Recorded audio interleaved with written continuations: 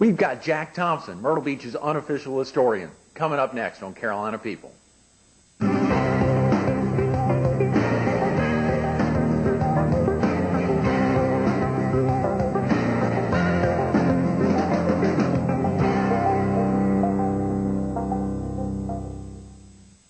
Good morning. Welcome to Carolina People. This morning we're in Conway at the historic train depot on Highway 905. We're focused on a legend in Myrtle Beach, Jack Thompson. Jack, thanks so much for being with us this morning. My pleasure. Thank you. Incredible opportunity to highlight you and your life, and we sure appreciate you giving us the time. No better setting than at the train depot here in Conway, particularly tying into your love of trains and your activity with the All Aboard Committee over in Myrtle Beach. We sure wanted to have an opportunity to get with you. I think you were on a couple weeks ago when we taped at Collectors Cafe as a friend of Collectors, and were able to highlight much of your life, but sure wanted to get you back. Thanks again for being with us. Well, thank you, Greg. It's pretty difficult to put 50 years into little time capsules, but you're doing a great job for the community, and certainly appreciate that. Oh, Jack, very definitely. Carolina People's a great vehicle to do it. For the viewers who may not have seen you last month there at Collectors, can you tell the viewers a little bit about yourself? Were you originally from the area? Well, no, I hitchhiked, actually, as the story goes, hitchhiked into Myrtle Beach in 1951 to see what all the excitement was about that was coming into the Piedmont area about Myrtle Beach. So we hitchhiked down here, two other little friends of mine, and had a big time. We thought we'd be in Myrtle Beach in a couple of hours. Actually, it took us 2 days to get here, and hardly anybody knew where Myrtle Beach was back in the early 50s. And, you know, there were no major highways, no interstates. Most of the people traveling actually were farmers, going 10 miles down the road. So we learned a lot on that trip. I bet. What was Myrtle Beach like in 1951? Or what was obviously the perception of Myrtle Beach was pretty spectacular. What was it really like when you got down here? Well, Myrtle Beach was sort of a state fair type atmosphere. It was wonderful old nightclubs. The beach, of course, was the main attraction. And the Myrtle Beach Pavilion was the gathering place, was sort of the heartbeat of Myrtle Beach. And house parties flourished.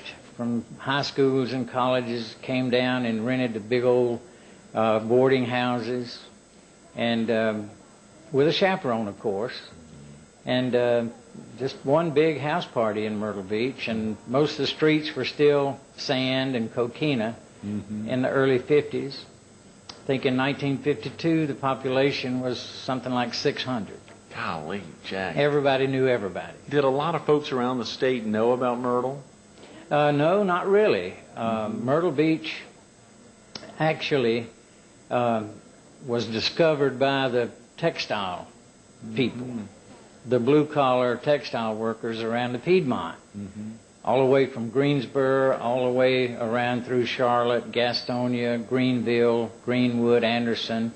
That was the pulse of the textile industry. And when those mill workers looked for a place to vacation and get away for a while, they headed to Myrtle Beach. And those folks are really the people who built Myrtle Beach in the early days. Truly. When you got here in 1951, Jack, did you have any family here, or did any follow you here? No, I had no family here. My parents did send my older brother here to retrieve me and more or less drag me back home, but he got sand in his shoes right away also, and he wanted to stay. And so we both had jobs. We got jobs. I got a job in a photo stand in the pavilion. And when he came down, then he came into the photo stand with us, and at the end of that summer, we didn't want to go home. I had met a girl, he had met a girl. So we persuaded our parents they'd let us stay. We'd go to school. And times were pretty hard in those days, the late 40s and early 50s. And we persuaded our boss, the guy who was our employer, Right. to become our guardian. That was Mr. Dwight Lamb, who had Skip's studio. Right. And he became our guardian, and we worked at the studio in the winter and at the pavilion in the summer, and that led on into my career in photography. I obviously wouldn't normally ask how old you were, Jack, at that time, but knowing that you'd hitchhiked down here, and because people can add 1951 going forward, do you mind telling what your age was? I was a wise and foolish 13-year-old. At 13, I guess the desires were many, but was there any big desire, the biggest desire when you got here in 1951? Well, of course, I thought on the way down here that my little friends and I thought, we just wanted to see the ocean. Right. We'd never seen the ocean or the beach. And, of course, when I set foot in the pavilion, my main thought then was, gosh, I got to get a job. So my two friends went on to see the ocean, and I stopped at the photo stand and asked if they needed any help. And they said, well, when can you start? And I said, right now. So I became a photographer my first day in town. That's amazing. And really your destiny was laid out for you right there. That was with Dwight Lamb. Dwight Lamb at Skip's, and my fate was sealed right then. Mm-hmm. He kind of became like, I know you've talked about him before, kind of like a dad, I guess, obviously acting as your guardian for your parents' sake. What was that like working with Dwight Lamb back then? Dwight was a wonderful father-like figure, and he was always full of ideas. He always wanted to make Myrtle Beach bigger and better than it was. When he took me into the studio and put that great big speed graphic camera in my hand and spent time teaching me how to use it, then he sat down and became a civic-minded businessman and went on to be President of the Chamber of Commerce, Mayor Pro Tem with the city, and then was, of course, Citizen of the Year a number of times, and became the city judge until his retirement. Mm-hmm. But he kept behind me and saw to it that I graduated from Myrtle Beach High School. In my senior year, I did the Myrtle Beach Annual, the Socastee Annual, and the Conway Annual. Golly. When I was a senior in high school, and proud to say I won the National Quill and Scroll Award for journalism my senior year in Myrtle Beach. Is that right? That's amazing. A claim to fame I wasn't aware of, Jack. Yeah. There's an extended story about that that I'll tell you on another. We'll have to do that on another occasion. Can you talk real quick about, I understand you had taken so many pictures while working for Skip's or working for Dwight Lamb over the years. At his passing, I think many of the negatives were turned over to the Chamber of Commerce, but there's some opportunity, am I correct, that more or less the family recognizes you as being responsible to a great degree for many of those negatives? Is there a story behind that? Well, there is. And from 51 through 59, I was the photographer there. Well, in addition to several other people who came and went.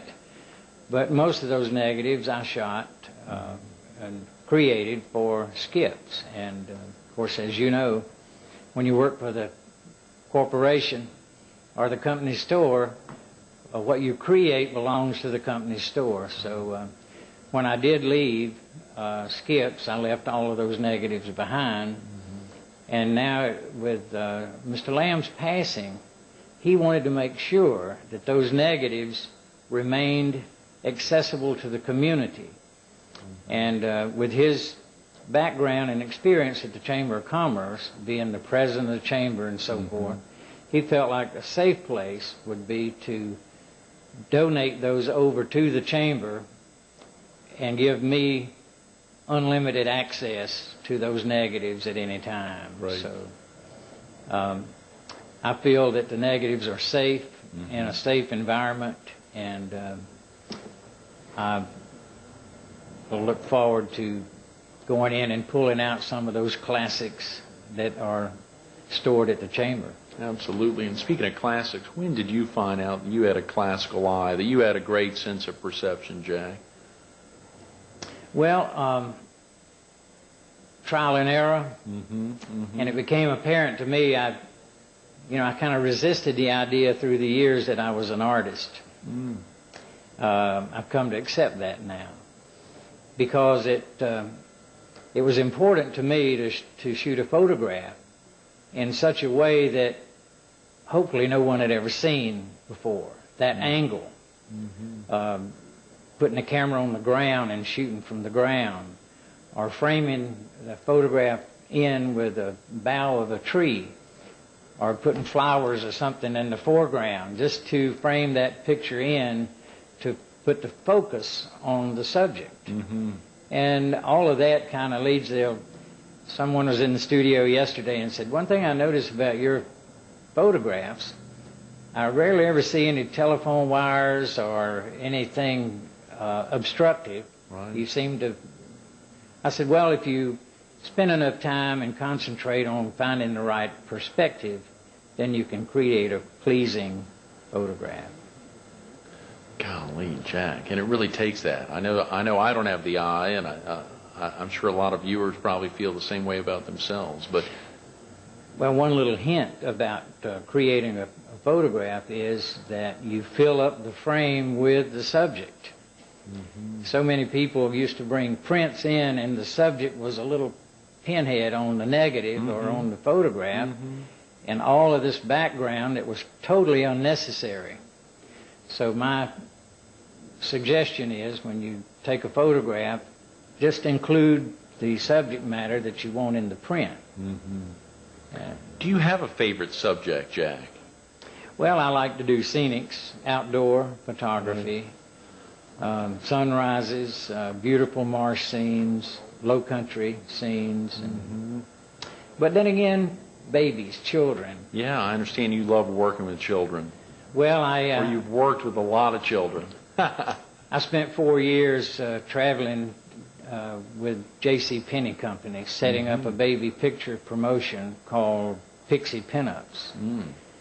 And throughout those 4 years, I would photograph anywhere from 1,500 to 2,000 children.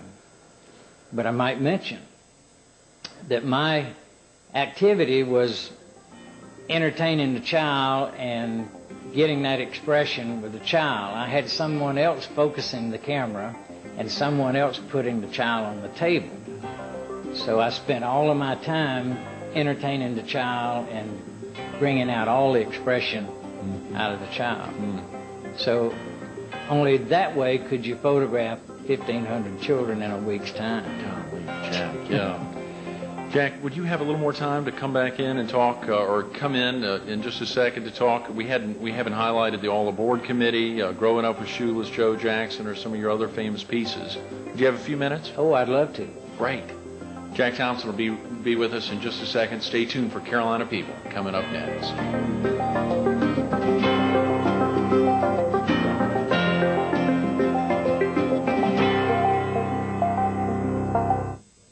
Good morning. Welcome back to Carolina People.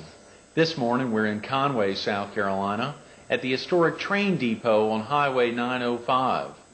We're visiting with Myrtle Beach's unofficial historian, Jack Thompson. Jack, thanks so much for being with us this morning. Thank you, Greg. My Earlier pleasure. we were talking about much of your life and getting down to Myrtle. Hopefully viewers were able to tune in for the first half of today's show.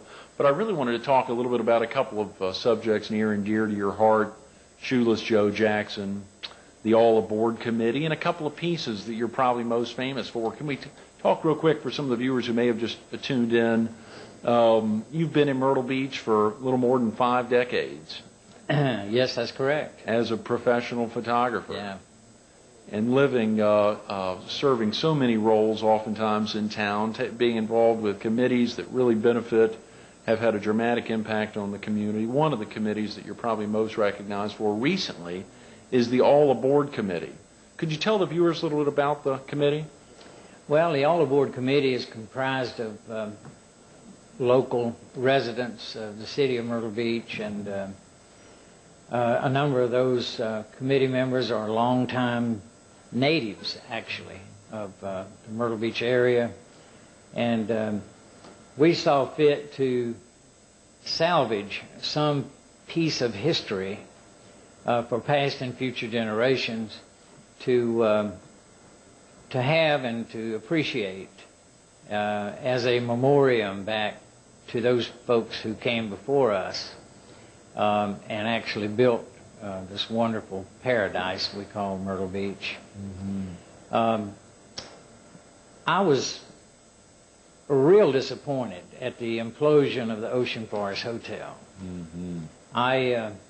In my early days, in my high school days here in Myrtle Beach, working for Skip Studio, Mr. Lamb would drop me off at the Ocean Forest Hotel just about every evening around 6 o'clock with a big speed graphic camera and cases of flash bulbs and cases of plate holders. And I would photograph the convention activity at the Ocean Forest Hotel, and he would pick me up at midnight. And then I'd go in before daybreak the next morning and develop all of that film and have prints ready to take back the following evening to the conventioners. A cute story about that is setting up a table in the lobby of the Ocean Forest Hotel and spreading out all of those 8x10 black and whites and waiting for the elevator to open. And when the elevator opened and the people came out going to breakfast, and I said, "Hey, I got your prints." "Oh, don't show us any pictures." No, God, I bet. Yeah, you know, they had a great time that night, and everybody wanted their picture made. But the next morning, suffering with a little hangover, they were not too interested in seeing their photographs. Sure. But it was a great time, and those were absolutely wonderful years in Myrtle Beach, and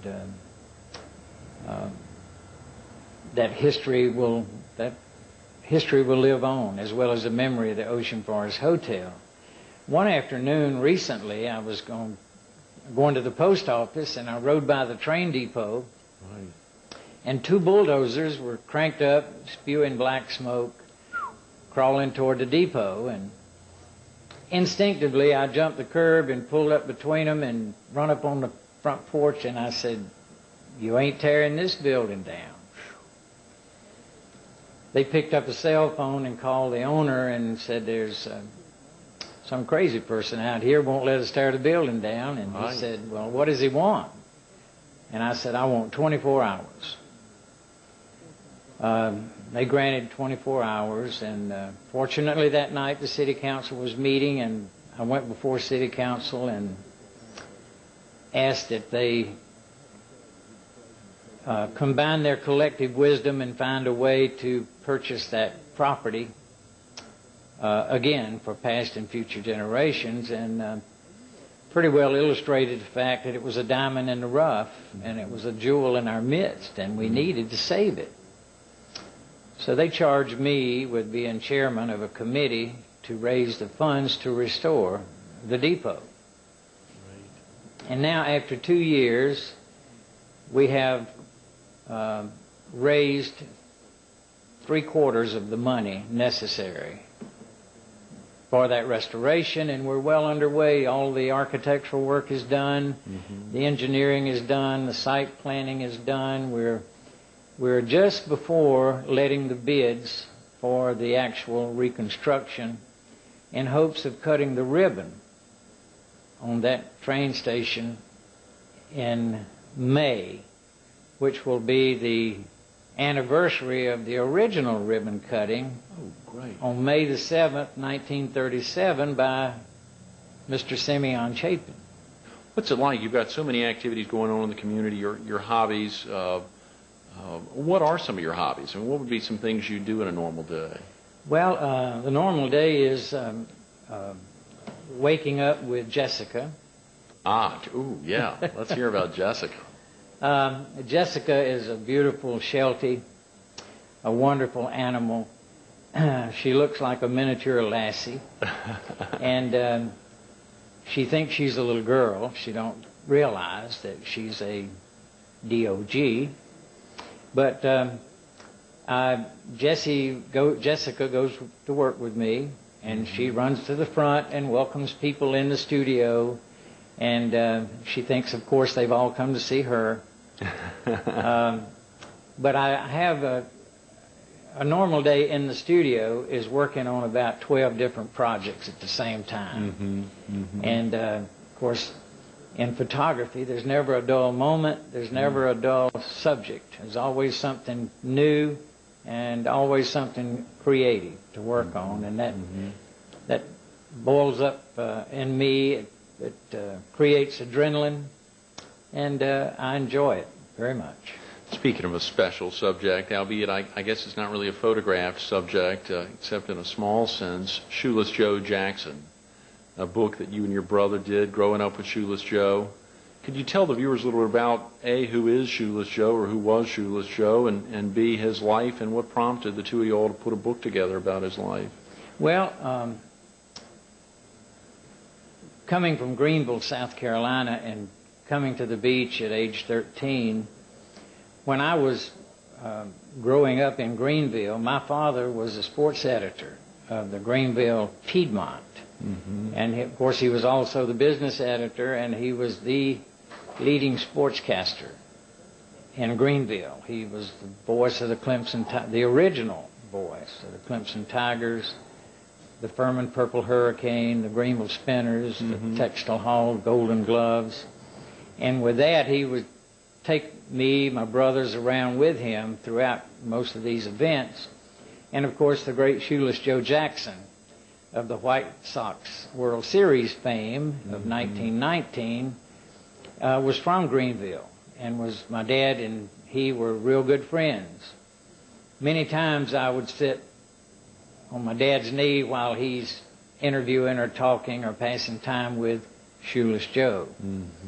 And Shoeless Joe became our coach when we were little sandlot ball players that played on a sandlot outside his dry cleaning establishment. And we could throw a baseball against the building, and that was his signal to come out, and he would bring the Black Betsy, the famous bat, his glove, and a couple of baseballs, and he would play ball with us, showing us how to hold a bat and how to run and how to slide and so forth. But most of all, he taught us sportsmanship, fair play, sportsmanship, and in our mind, he was just a great individual who was unfairly accused and defamed in the White Sox scandal, of which he had no part. And he was acquitted in 3 jury trials of not having any part in throwing the World Series. Unfortunately, the baseball commissioner at that time had a grudge against Mr. Jackson because he was an illiterate. He never learned how to read and write. And he was a Southern rebel. And the old baseball commissioner was from Wisconsin, a former Supreme Court justice. And he just would not lift the ban on Shoeless Joe. So we have a committee. Ted Williams was our chairman, Yogi Berra, Bob Feller, Tommy Lasorda, Strom Thurmond, and a host of the people in the Senate, United States Senate and Congress, working to get Shoeless Joe reinstated into baseball, which would automatically put him in contention for the Hall of Fame. My father wrote his life story in the 50s, but never published it. When my father passed, and of course Shoeless Joe passed in 1951, my brother and I pretty well inherited a lot of that material, and so we decided we'd put it all in a book and dedicate it to my father. So the book has been out for 2 years now, and we're marketing that book on the internet, and it's going very well. Great. If someone wanted to pick up a copy of the book, where would they go online? Shoelessjoe.com. Shoelessjoe.com. And, of course, you can, JackThompsonStudios.com. Right. You can find me there with the book, or my studio in Myrtle Beach, my photographic studio on Broadway Street in Myrtle Beach. Speaking of classics, you're watching them right now. Jack Thompson, Myrtle Beach, capture in Myrtle Beach for more than 5 decades. An historian, pictures, fame, recognized throughout the Carolinas and throughout the country, highlighting Joe Jackson's life and the All Aboard Committee now, of which he's so intimate to his heart. Jack, thanks so much for being with us this morning. Thank you, sir, for asking me. Definitely. Stay tuned for more Carolina People coming up next.